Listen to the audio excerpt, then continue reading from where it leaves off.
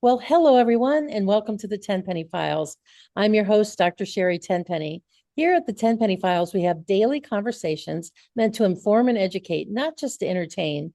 I come prepared, and then we let the discussion unfold unnaturally with people who are worth hearing on topics that are worth hearing about. If it matters to your mind, your body, your freedom, or your future, we talk about it here. Each day, I talk to authors, documentary filmmakers, and independent thinkers whose work challenges the mainstream messaging.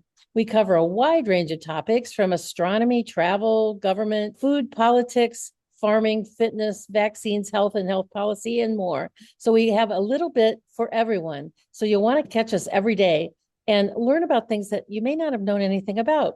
In fact, that is my goal, to introduce you to topics that you've never heard of before or topics you always wish that you had time to explore but didn't know where to begin. My hope is that our authors and the things that we talk about will jumpstart you into more learning. But before we begin today's episode, I encourage everyone listening to become a Tenpenny Prime member. The Prime members receive an exclusive monthly white paper about your body, a recorded presentation, and access to the Ask the Expert Masterclass. And every month we think it's the best class ever. And the next month it becomes even better. You won't want to miss these, and it's part of your membership. To find out more, go to primemembership.drtenpenny.com to learn more and hopefully to support our work. Now, let's get started. My conversation today is with childbirth education expert Emmy Robbin about her beautiful book, Faithful Beginnings, A Doula's Guide to Eliminating Fear and Birthing with Confidence. The book that delves deeply into the fears that often surround birth and emphasizes the importance of an undisturbed physiological birth free from unnecessary interventions. Emmy, welcome so much to the Tenpenny Files. Thank you for joining us here today. Thank you so much for having me. I feel so honored. Well, I just love your book. I love the cover of your book, and Thank you. everything about it is just beautiful. But for those that don't know, what is a job description of a doula, and how is a doula different from a midwife? Yeah, great question. So a doula is your support person. A lot of what I do as a doula is I help empower and educate my mama so that they can go into their birth, in blissful joy and not have fear and really just understand all the benefits and risks of any intervention that's offered to them. And I help advocate for them. I'll teach their partner as well. And then the midwife is somebody who is very medically trained.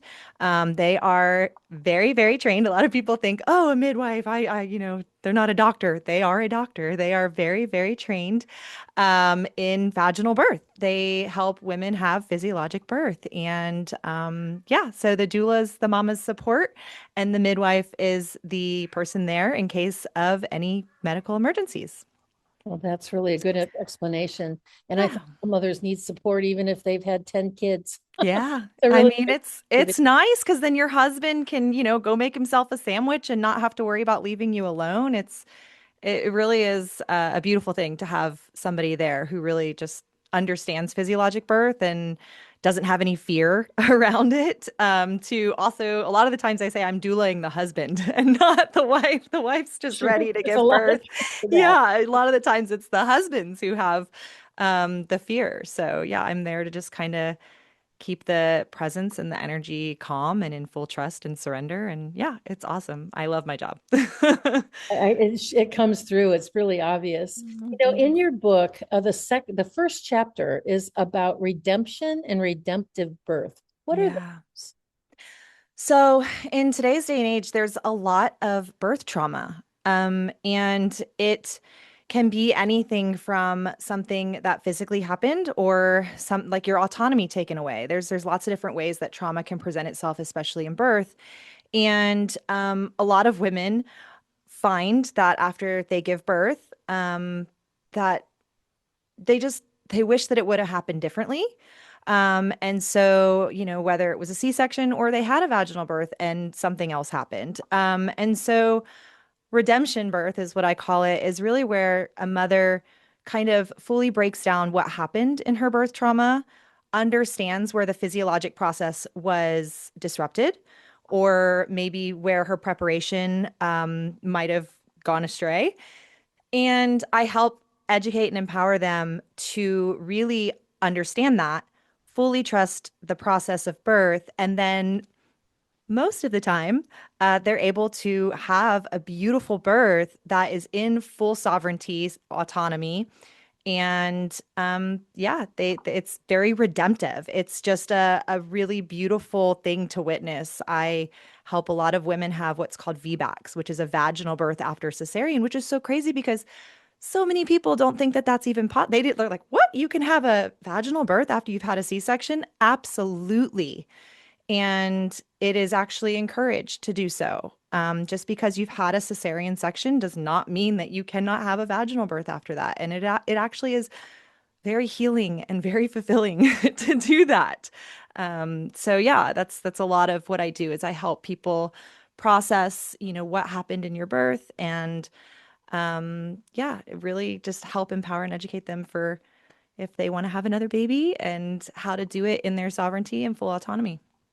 You go on to describe in most of your book, which is, I'm not sure that because of my green screen that we have here for, and those that are just listening, but those that can see it, this is the cover of the book. Mm, It just says it all right there in your cover. And you go on to describe a peaceful process of natural birthing that everyone should experience. yeah. Most don't. In a Yeah. society saturated with fear and stress, how does chronic stress affect the nervous system that subsequently affects labor, birth, and even postpartum recovery? Yeah, I mean, our nervous system, look, God designed our nervous system. That's the first thing to develop in utero, is the nervous system, right? Like it has to be important if that's the very first thing that's designed in the human body. And it really does drive and control a lot of our health, right? So I have a whole speech called Before the Shots, Before the Vaccines, right? It's our birth. It's a lot of birth trauma babies, pulling on the brachial plexus and all these things. But to answer your question, um, the chronic stress and fear just surrounding our society. I mean, like the past 100 years, there has just been an insane, just propaganda that has just completely disconnected us from our bodies and from physiologic birth, to birth at home with a midwife is the alternative. That's the unnatural thing to do. And to birth in the hospital is the mainstream. And it's like, what? It should be the other way, the way God designed us to birth. And our nervous system drives a lot of that. So in conception, I mean, there's a new study out of UCSF that was done that shows that our ovaries and our uterus are neuroendocrine organs. They Oh, are literally, they work with our nervous system. There are sympathetic fibers woven through our uterus, woven through our ovaries. Women that I mostly help are in their 40s and they're getting pregnant very naturally, but they're also like very regulated women. They're taking care of their bodies. They're living mostly toxin-free life. And so the fear, the stress, right? That's going to put people into fight or flight. You're going to be living in sympathetic, and that is going to affect your uterus and your ovaries, right? So, a lot of conception is really nervous system based, right? It's not, and we've been told, oh, when you're over 35, your eggs are just done. They shrivel and die and you can't get pregnant, and that's not true. That's not true at all. Your health is really, your nervous system. And in pregnancy, again, we're growing a human, we're growing a life, we're also growing their nervous system. So it is really important to stay regulated, to, de-stress during pregnancy, and then going into your birth, the nervous system literally drives labor and birth. That is it. It's you have to feel safe, supported, love. These are things that help aid in a beautiful physiologic birth. And fear, cortisol will block all of that. And I find that if you have this beautiful physiologic birth and all of the hormone process and everything happens so beautifully without being disrupted, the health of the maternal postpartum it shows. It really does show. I do believe PPA and PPD are direct result of that hormonal process being completely disrupted in birth, whether it be Pitocin or, C-section or any of these things. I see it. I see the postpartum anxiety. I see the long-term health, how we birth our babies and how we treat our bodies, especially those first 40 days after we have a baby. It affects our health for the next 40 years. Breastfeeding, every year that you breastfeed, you're lowering your risk of breast and ovarian cancer.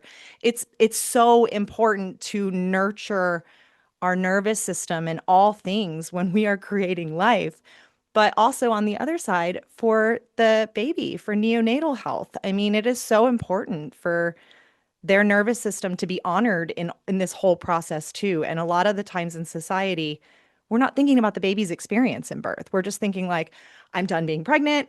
I got to get this baby out. Like let's push it. Let's make these contractions closer. Let's da da da da, and it's a lot of the times, it just messes with the baby's nervous system. And, it's they come out and they're so dysregulated, and then you add shots and then you add things like that on top of it, and you're already this perfect storm that this baby comes out into the world in. You're adding more and more and more. So I would also say, like, I could get into it, looking into like autism and things like that. Look at the birth. Start with the birth. Start with the pregnancy, the health of the mother, her diet, nutrition, all these things. But yeah, cortisol, stress, all of these, being in sympathetic when you're trying to conceive, when you're pregnant, when you give birth, you have to learn how to really support your nervous system, because it really does. It creates a beautiful space for the maternal health long term and the neonatal health. I remember way back when, long time ago, when I was in medical school, and when we got out of our medical school training in the classroom and we went into our clinical rotations, one of our required clinical rotations was on the OB floor. And then when we were interns in the hospital, we had to do a month of OB. And when I was an intern at this one hospital, I will never forget this as long as I live. Mm, There was a young girl there, young, like 15 maybe, and this was mm, 40 years ago. And and there was nobody in the hospital, and she went into labor and was in distress. And there was two other mm, deliveries that were going on at the same time, and there was nobody to deliver her. And there was all these urgent messages going over and over and over on the overhead in the hospital, stat call to OB-GYN stat. They finally got two general surgeons that came up there, and she was having such bad D cells that they mm. did a cesarean section on her under local anesthesia. Yeah, they call it a crash. It's a crash But C-section. there was no anesthetic, just a local like lidocaine across her belly.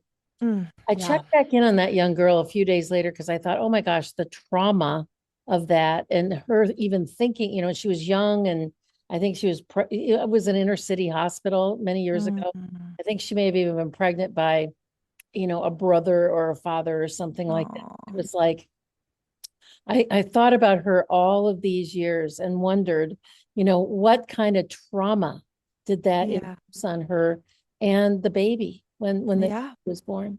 Yeah, absolutely. I mean, she was in so much fear and distress, and nobody was able to kind of help calm that, but that, I mean, the D cells, all of these things, that the baby is communicating with the mother all through labor, and it's communicating through oxytocin.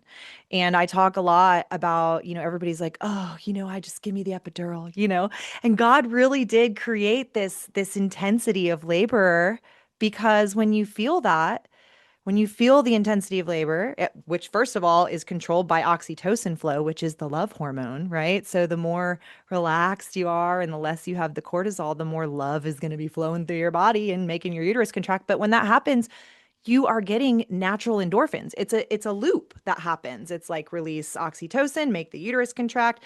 Baby, creates this intensity, right? What we call a contraction. And it's hard, but if you really truly understand what's going on with your body, this is why women do home birth over and over and over and over again, because it is intense, but it's also a really beautiful thing. And then you get flooded with endorphins. And this whole time, it is crossing the blood-brain barrier. It's going into your placenta, and the baby is getting flooded with oxytocin, and the baby is getting flooded with endorphins. And so this is how babies really tolerate labor. This is how you got to think of the process of what's happening to that baby inside of you. And it's like, how is their heart rate staying so steady? How are they, how is this happening? You watch a home birth, and most of the time it's like the babies just chill all the way till they come out. And it's really cool to just witness. This is how God created. We're supposed to be born bathed in love. And when you get an epidural, what it really does is it doesn't just numb the process of your physical being from, the waist down, but it also cuts off that sensation loop to your brain. So your brain stops releasing oxytocin, right? So then we need the synthetic, we need the Pitocin to raise those contractions back up. And then it also will stop releasing those natural endorphins. So we lose the communication with baby. And what happens is those babies freak out. They're like, where's mommy? What happened? We just, so a lot of the times you'll see those ACT cells or the D cells after a woman gets an epidural or when she gets the Pitocin and the baby's just getting squeezed like, dirt, dirt, dirt, dirt, dirt, but it's not natural. The baby's not communicating like, okay, I'm ready for another one. And it's so sad what I witnessed in the hospital because it's pathology. It's also iatrogenic care. They're trying to do things to prevent things, and then it causes things that they need to save. So it's like it's this loop that I always say, like on my podcast, I say, I really wish that like these OBs can unlearn. And there are a lot of them out there that have, Dr. Stuart Fishbein, like there's OBs that have unlearned what they learned and been like, oh, wow, that's what birth can be if we just leave it alone. Yeah, that's just it because it's become such it's a procedure. Hmm. And procedure two, I remember, that story that I told you. That was when I was still a medical student. And then when I got to be an intern, there were 12 interns in our hospital, in the hospital where I was inner city Detroit. That hospital Mm, isn't even there anymore. And there were 24 of us, and you had a partner that you were rotating all the way through. And neither one of us liked OB. We just yeah. hated it because it was so industrial.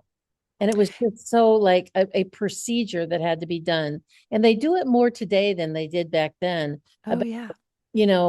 oh, we're just going, you're having a hard time here. We're just going to go have a C-section because I'm leaving on vacation tomorrow. So we need to get this over with, right? Induction, induction, induction, induction. They will find any excuse to induce a woman. And when we do that, we're not thinking about the baby's experience, right? The Exactly. baby isn't telling the body, okay, I'm ready. My nervous system is ready for this whole process that's about to happen, right? And it's so sad because of that cascade, the cascade of interventions. And um, I love the fact that there are obstetricians out there um, for those medical reasons, but it should be about 5%, in my opinion. 5% of women, 5% of the time, we need a surgeon to step in. But it's so sad that we're inching towards 40%, and that's an average. You go to some hospitals, it's 85, 90%. You go to some hospitals, maybe it's 20%. So it's inching up to 40% nationwide. And that is so sad because we're not thinking generationally what this is going to do to our pelvis, to head size, to in 100 years from now, if all these women continue to get C-sections, what is that going to do to our species in general? Right? Like it's going to require surgery. And then physiologic birth is just going to be like a past, like, what? They used to actually give birth out of their vagina? Like, it's going to be so rare. And so, I mean, I have fear that they're going to come after home birth just in general, like women's autonomy and oh no, you can't do this anymore. And it's going to be something, that we have to hide and do. Yeah. It just with the way the world's going, it just scares me. And so I just want to really tell people that, look, you can go to a hospital, but you really have to educate yourself on how our body works. And we don't even learn these things. We don't learn it in school. You know, Nobody I understands was it. at there at I was in Washington D.C. a few weeks ago at the Heritage Foundation, and Secretary Kennedy was talking about truth and transparency in pricing. And he used an example about, he said, so, a woman can be pregnant and she can call the hospital every day saying, is my insurance going to cover this? Or I'm a cash paying patient. How much is this going to cost me? And we'll never find out. So he took it upon himself to call 25 hospitals in the greater New York area, just, through, away from Manhattan. And what he found out was that the range in price for a normal delivery in the hospital, uncomplicated delivery, ranged from $1,600 to $21,000. And he said, how can the same procedure, doing the same thing that could be done at home in your living room, cost this much money and have such a wide range like that? Which I found that to be just very disturbing. Yeah, 1,600. I've never heard of anything less than 6,000. I mean, you're paying for the stay. They charge like $100 per latex glove. I mean, I had a mom that was refusing to pay her hospital bill because she was like, "What are you?" I walked in there in transition. Like, I know I was with her. She's like, I walked in transition and I had my baby. I didn't have any medication. I refused the cervical checks. I refused the IV port. Like, and her bill was like $11,000. And she was like, "What are you charging me for?" Like, and she got an itemized bill and they had charged an extra $2,000 because she was a VBAC. So it had vaginal birth and then an item line, $2,000 VBAC because she was a vaginal birth after a C-section. I was like, this is crazy. But they were charging her for Tylenol that she never took. She was like, I refused it. I didn't want to take the Tylenol. They were charging her for latex gloves. I mean, it was crazy to see what that hospital charged. Did she win? Oh yeah, they dropped her bill, her whole bill. She got her whole bill because she was able to prove, like, she's like, what are you talking about? Yeah. Well, this is such a great conversation, and we've got so many more things to talk about, but we're going to take a short break right now to hear from our sponsors. So hold that thought, Emmy. This is really, really great stuff. Our sponsors are coming up from AmericaOutloud.news, and they play the Tenpenny Files on the iHeartRadio network daily at 3 p.m. Eastern Time, Monday through Friday.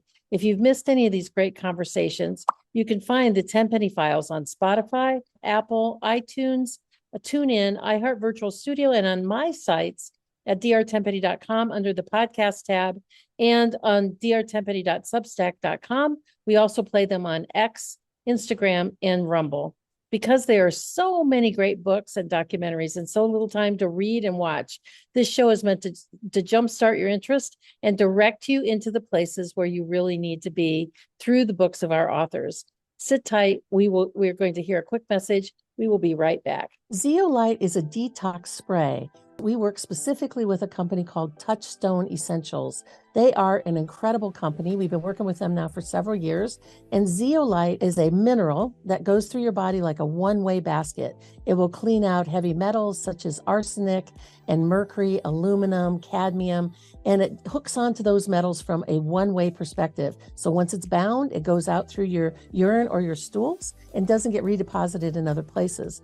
Everybody needs to have a detox product in their life, and this one is so easy to use and it's so safe. You can take it when you're pregnant, you can take it when you're nursing, you can give it to little children, you can even give it to infants, and quite frankly, I give it to my dog. I actually put a little bit of the zeolite in his water because until we all stop living in a toxic world, we all need to get some of those extra toxicities out. The heavy metals, the persistent organic pollutants, the things that are floating through the air, the different things that we come in touch with in our environment. And we are a big fan of zeolite from Touchstone Essentials.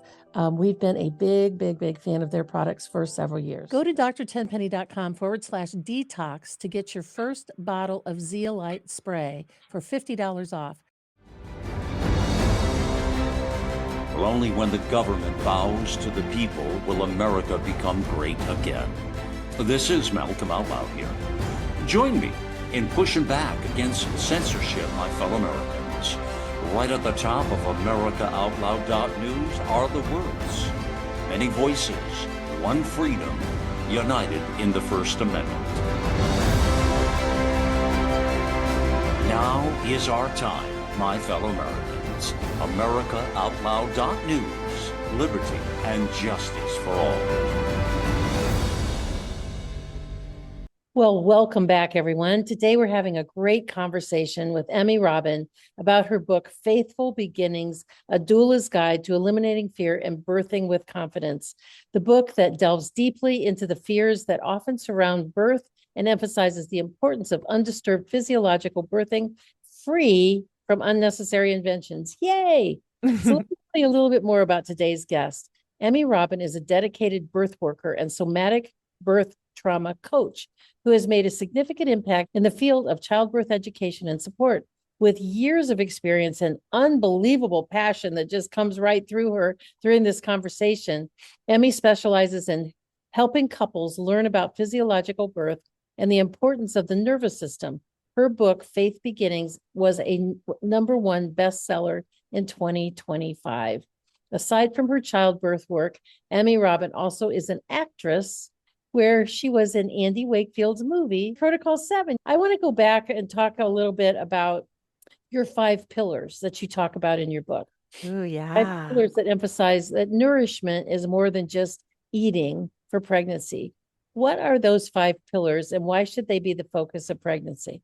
Yeah, movement, mindfulness, meditation, hydration, nutrition. These things are so, so, so important in pregnancy, and they really aren't discussed with women through their obstetrician. You know, women who do choose to go to the hospital and do it with an obstetrician, you're not really getting information on how to have a healthy pregnancy, right? You're just kind of fed through the take the glucose test at 26, 28 weeks, and you're not really told how to really help yourself and your body work through if you are prone to gestational diabetes, how to prevent and how to manage your blood sugar levels throughout your pregnancy. And by the time you get offered that glucose test at 26, 28 weeks, you've already pretty much done the damage, with your pancreas and all that blood sugar spiking. So why not start educating yourself on how to be really, really healthy through pregnancy before you get pregnant? And so that's what I was hoping with my book, because as a doula, this is something that I've witnessed. Gestational diabetes is something that is really becoming very common, especially with our diets in America and the quality of food that we have available to us.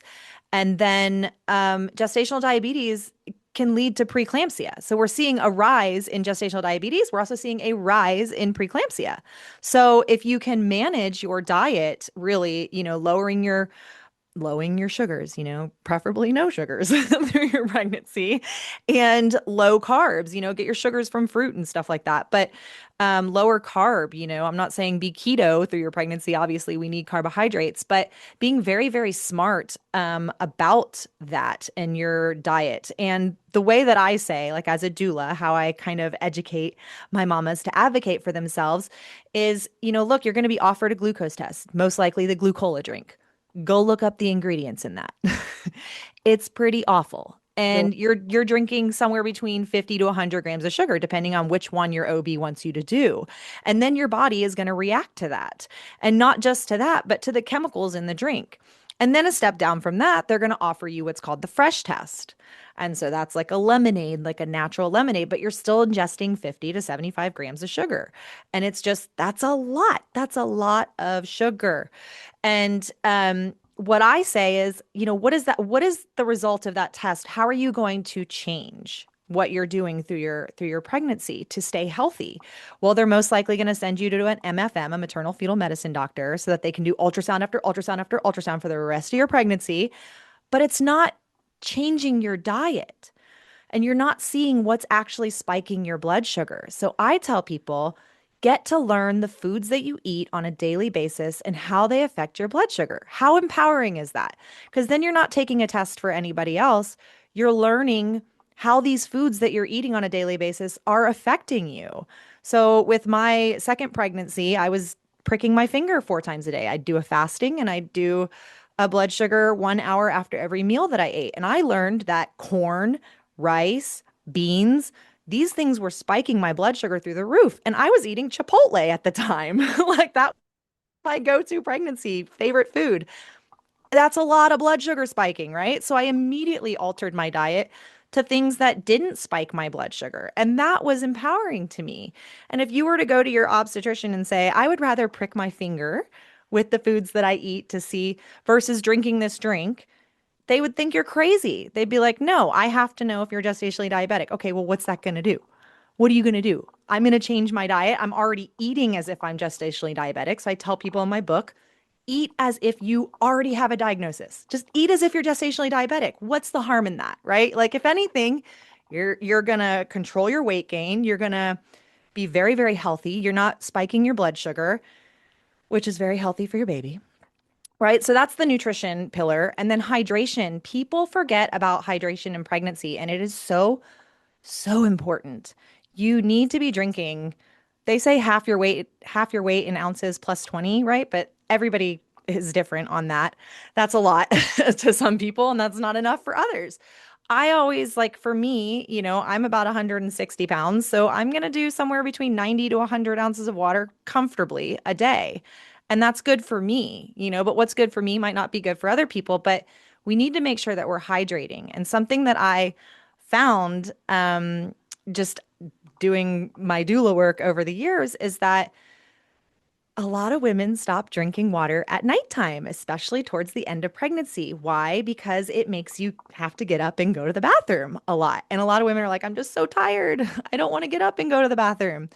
But the problem with that is, that's a 12-hour window from 9 p.m. to 9 a.m. that your baby is needing to also hydrate. Your body is needing to replenish that amniotic fluid, which your baby drinks, your baby urinates, and your kidneys and your baby's kidneys. Like all of these things are still very, very important. And what happens as a human when you become dehydrated? Your blood pressure goes up, right? A lot of people who are dehydrated, your blood pressure goes up.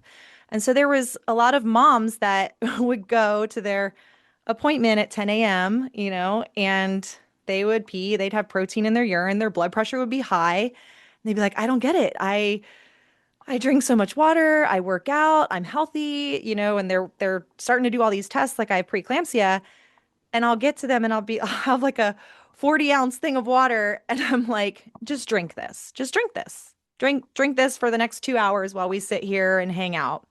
And then we're going to redo your blood pressure, right? Like go back to the doctor, go get your blood pressure taken, go pee again. There's no protein in her urine and her blood pressure's low.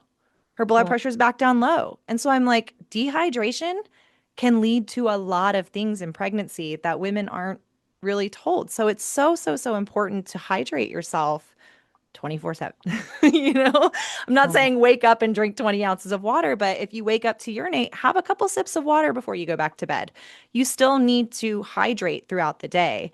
And then movement is obvious. You should always be moving, even if you go for a 30-minute walk in your pregnancy. It's so important for balance, just for blood pressure, for everything. It just keeps your system functioning. Mindfulness, and that's like my somatic work, just like understanding your body, listening to your body. And I do meditation and prayer. I do find that my relationship with Jesus keeps my nervous system very regulated, and it's awesome. So just however you can regulate your nervous system on a daily basis, that's gonna help you a lot in your pregnancy. So yeah, those 5 things, if you do those, and a lot of women who are going for a natural physiologic birth, they understand these pillars and they do take them very seriously, because that is how you will have a more you'll be prone to have a more beautiful birth. The healthier you are, sure. the healthier you're taking care of yourself. It really does show in the birth. You talk a lot in your book about, and you've already spoken a little bit on the show here about Yeah. the nervous system connection to everything. How do you work with women who have had either a bad experience, like maybe the first baby was born in the hospital and it was a really bad experience, or they were told really frightening stories about birth from friends or family members, and they're going, I'm never going to do that. That sounds too terrible. How do you talk to them and how do you get them to reconnect with the beauties of given birth? Yeah, I mean that you hit the nail on the head when you talked about the birth trauma stories, right? Like so we might not have physically experienced birth yet, And not, some women are like, I don't even know if I want to have a kid, but from the stories I've heard, I don't want to have a kid, right? So yeah, there's a lot that's shared. And how I really work with women is I listen to their story or I listen to the stories that they've heard. And we go through those stories and we break it down, you know, little by little. I'll even stop and be like, okay, so did you hear how you were talked to in your prenatal? Did you hear how you were kind of already prepped for X, Y, and Z? Because a lot of it is gaslighting, manipulation. I mean, they have little ways of getting women to really just submit to what they want, right? And I've seen it extreme in the hospital. So I really have to emphasize again on the importance of learning what we never learned in school, and that is how God created our body to work. And I'm not just talking about having a period and then ovulating, because that also is very medicalized. And when I even got my childbirth education certification, it was a lot of indoctrination. And I look back at that and I'm like, oh, wow, okay. That's like the system controlling the system, because you're taught this evidence-based childbirth education. And so a lot of our fears and a lot of the stories that we hear are based upon the evidence-based childbirth education system, meaning it was a system that was studied on women in hospitals paid by pharmaceutical companies to get what we now use as, our standard practices, our protocols in the hospital, right? 1 to 4, you're in early labor. 4 to 7, you're in active. 7 to 10, you're in transition. And then you push when you're 10 centimeters. It's like, well, how do we know these numbers? Well, you're submitting to cervical checks. You're allowing people to stick their hand inside of your cervix, which is a sphincter. So to me, I'm just like, how do people really, because I talk about it in my book too a lot. As a doula, I would see women get cervical checked at home and they'd be at a 2. And then they would get so discouraged because they would feel like, oh my gosh, my contractions are so close, and I feel like I'm in it. And they would get discouraged. And I would see it in their face, right? And I would have to like remind them, like, you are in this and we're just taking it one at a time. And a 2 doesn't mean anything. And if they really believed that and they went back into their body, they'd have their baby like an hour later. And the midwife would be like, what is happening? Right? Because it's just, they're like, oh my gosh, like I was taught that this number means something. And that number really means nothing. Because I've also seen women in hospitals that are at a 10 and then they're told, like, okay, let's do some practice pushing. Let's start pushing. And like, what are we doing? Like, the baby will let you know when they're in the right position to come out. Just because your cervix is at a 10 means nothing. You could be at a 10 for 12 hours. Women do it all the time in the hospital. Like, they'll transfer from a home birth because they've been at a 10 and they're exhausted, and then they get the epidural and then they're still at a 10 for the next 15 hours and then their body pushes the baby out. And it's like, what are we doing? So it's the timing of the contractions. It's all of this stuff. That's what leads to these crazy stories. When I hear women tell these stories, they're like, well, I was stuck at a 6. I had failure to progress. This is the diagnosis that they give women. Their bodies just don't work. Your body just doesn't go past a 6. And I'm like, well, let's talk about what happened before you got to that 6. And then once you got to that 6, you probably had a hand going inside of your body a couple of times to tell you where you were at. You got to fluorescent lights. So, I have a whole chapter in my book that talks about, your labor has been disrupted at least 10 times before you even see your OB.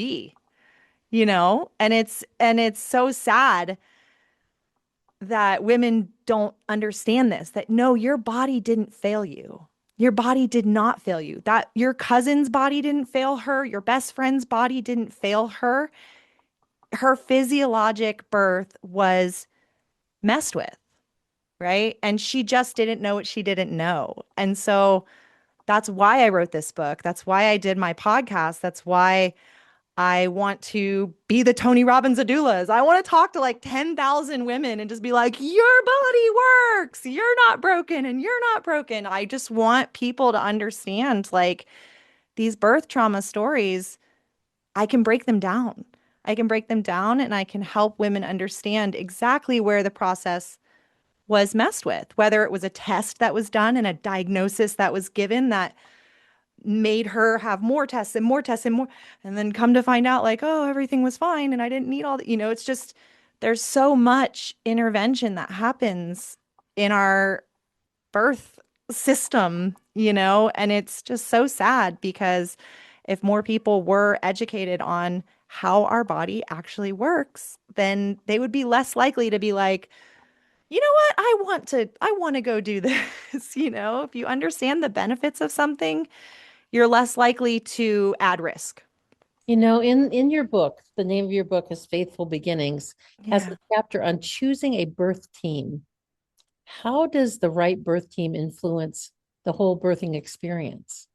Yeah, I mean, so I talk a lot about the nervous system and how that drives birth for sure. And having your nervous system feel calm is so important, which means you have to feel safe. You really do. You have to feel safe in your body when you're giving birth, meaning there aren't strangers around you. And when you're birthing in a hospital, you've talked to so many strangers. You've talked to the check-in person, you've talked to your labor and delivery nurse that you've been assigned to. Well, that's like triage is a totally different nurse, then you get your L&D and D and then you get another new nurse. It's like you've never met these people, right? They're strangers to you. And you might not even get your OB if they're not on call. You might get a resident, you might get somebody you've never met in a most intimate part of your life, you know?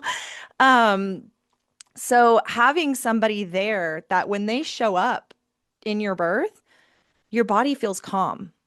You feel so, okay, I feel like I can relax because they're here, right?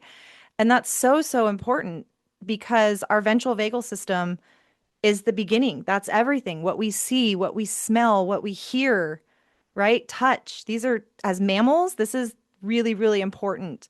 What drives the oxytocin in our body and keeps the cortisol low.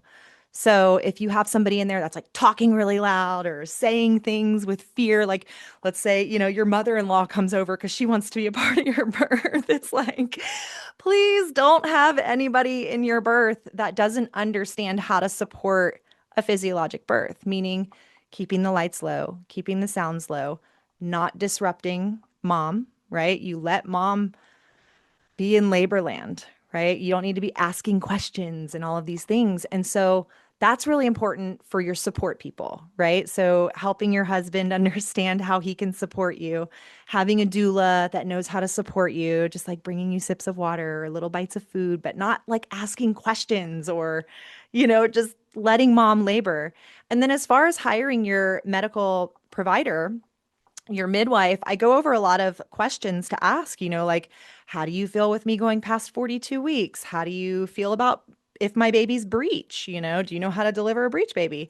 How do you feel about, like, there's just a lot of things that you can ask to understand how they feel about physiologic birth, right? And get a good feel where their fear lies. Because there's a lot of people that are in birth work that experience things and they hold on to it. If a midwife had just experienced a hemorrhage, she's gonna probably carry that into other births and, manage the birth with that, again, iatrogenic care to try to prevent the hemorrhage, which a lot of the times I explain causes the hemorrhage.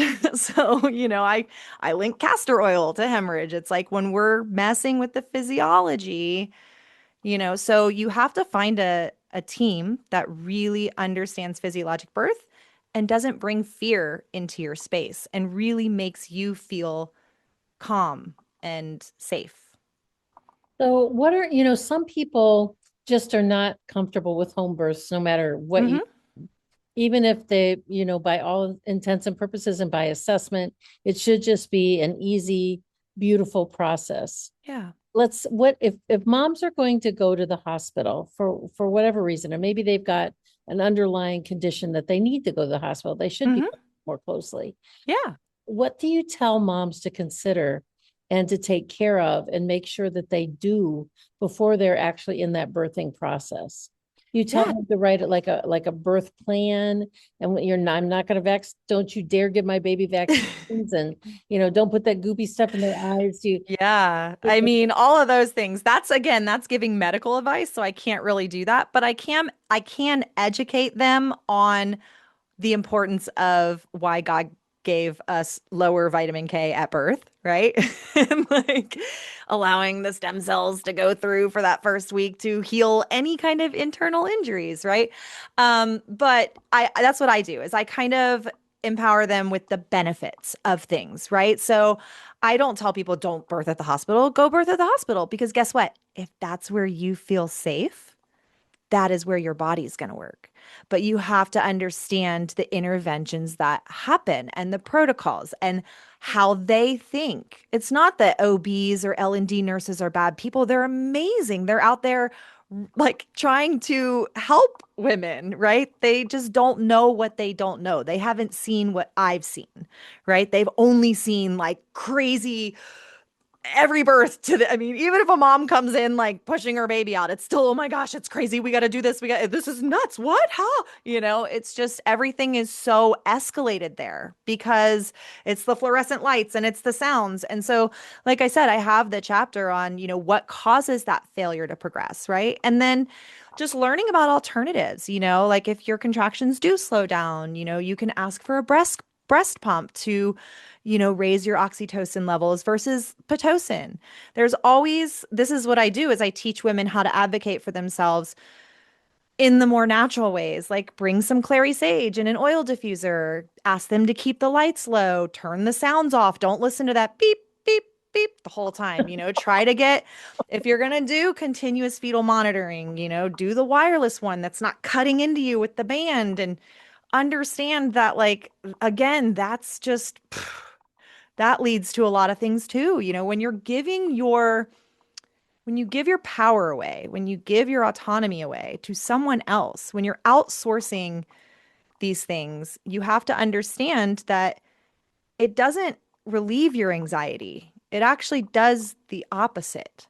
And so having a doula, if you're going to have a baby in the hospital, hire a doula because they can help you kind of relieve that anxiety, right? Like keeping the lights low, putting twinkle lights up or making it feel more like home. If you want to do it at the hospital, make your L&D room feel like you're at home, put some music on. I listen to worship music when I have my babies and put essential oils in that will help produce oxytocin and calm your nervous system, lavender, clary sage. There's things that you can do um to support yourself, but hopefully you're going into spontaneous labor, right? And just understand physiologic birth, understand your risks, whatever labeled you high risk, like do your research and figure out, is this high risk? Is this something that I can manage? Is this something, just do your research. So many people are just outsourcing their power, like, oh, I just trust my doctor. And that just leads doesn't fly. to so much. It's not just in, all these other diagnoses that happen just in life as humans, right? But birth is where it starts. And when you're outsourcing your power, and again, I loved your episode with Heidi on Mom Strong.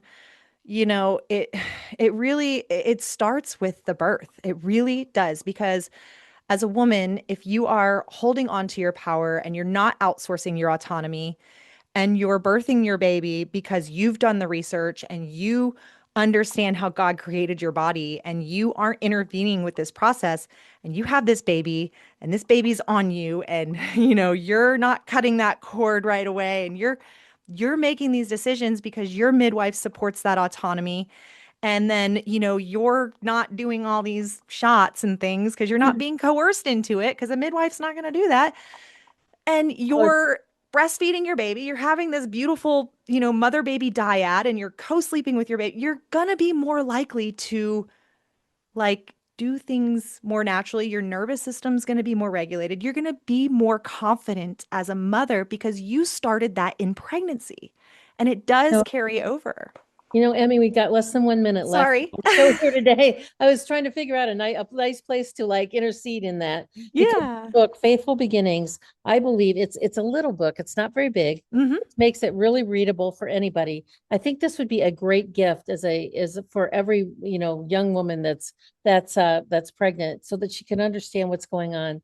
So I made it short for the husbands. oh, really? Okay. Well, we've got like a minute left.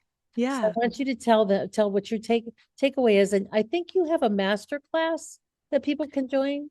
I do. I do master classes. I have another one coming Short. up. Keep it short.